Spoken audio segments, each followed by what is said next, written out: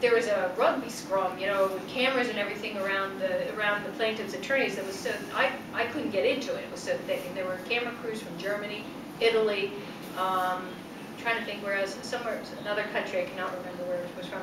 But it was this for some reason really meant something, you know, for so many people. And I wondered why. And I think it has something to do with reasons like what Fred Callahan, who was one of the plaintiffs in the case, said in his testimony.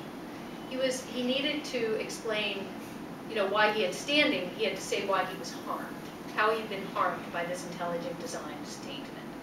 And Fred Callahan's this totally mild-mannered guy. He looks, you know, he wears his hair on his side, neat side part. He wears, you know, like navy blue blazers and khaki pants, and he looks like he's a member of the Rotary, which actually I think he is. And so he just looks like this mild-mannered guy.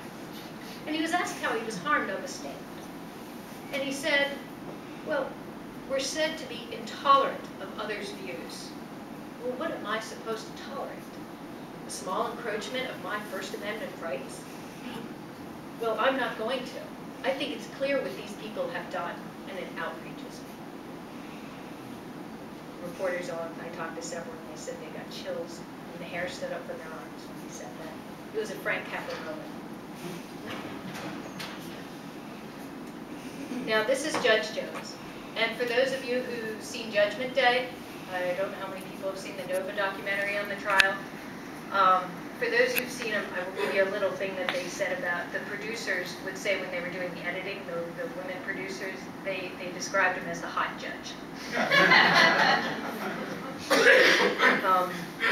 Now, at this point, it was so clear that the lies that had been getting told by the school board members. So everybody, a lot of people pretty much thought that Judge Jones was going to rule against the school board. The bigger question was, would he rule against intelligent design? And so that was the, so what Judge Jones wrote was, the breathtaking inanity of the board's decision is evident when considered against the backdrop, which has now been fully revealed through this trial. Residents deserve better than to be dragged into this legal maelstrom. Then, he also wrote later, it is our view that a reasonable, objective observer would, after reviewing both the voluminous record in this case and our narrative, reach the inescapable conclusion that intelligent design is an interesting theological argument, but it is not science. Now, Vic Walchik, the ACLU attorney, when he read that, picked up the phone and called Ken Miller, who was the lead science expert for the plaintiffs in the case, and Ken was on the train, and all Ken could make out on the phone was Vic's hoarse voice going, "Grand slam! Grand slam!" Now, why had he reached this conclusion? Well, so much of when I was covering the trial, the first half of the trial was put on by the plaintiffs, and there was all this amazing science, as I that was discussed. But then when the defense came along and they were going to put on their case for intelligent design, it was a question. How would this fare? How would they do? You know, a lot of people, some of my editors thought, oh, well, they'll probably just do as well, and we should write stories that are sort of equally balanced and show, you know, that they've got a good point, too. But their case completely fell apart. If anything, their case got worse once they put on the defense. Michael Behe, who is the shining light of the intelligent design movement, he's a professor and scientist at Lehigh University.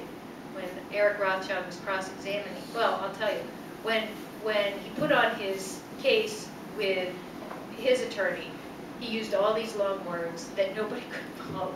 And it became, and he was very impressed with himself. And he was, and he was explaining the blood clotting cascade of the pufferfish and all this really, but what happened was when Eric Rothschild said, well, for intelligent design to be accepted as science, he got Behe to admit that you would have to change the definition of science to include, so that astrology would also be considered science. And he also asked him about the issue of, what is the mechanism that makes intelligent design work? And for me, this was a huge issue because,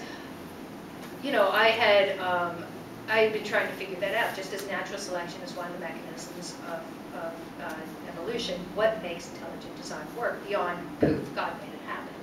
And Behe Over and over again, Eric Rothschild asked him this, and Behe could never answer the question. All he could say is that we can infer design by the purposeful arrangement of parts. And this bothered me because really what this came down to is that all along the intelligent design movement is saying, look, you don't need faith because we're delivering science to you. This is science.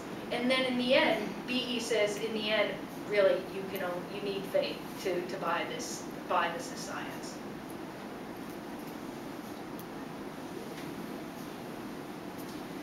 So after the trial was over, but actually before Judge Jones's decision, there was an election. Now, I will tell you as background information that Dick Thompson, who with the Thomas More Law Center, had promised that he was going to lead a revolution in evolution. He kept saying afterwards that, well, this is no big deal. It's just a little 4-paragraph statement.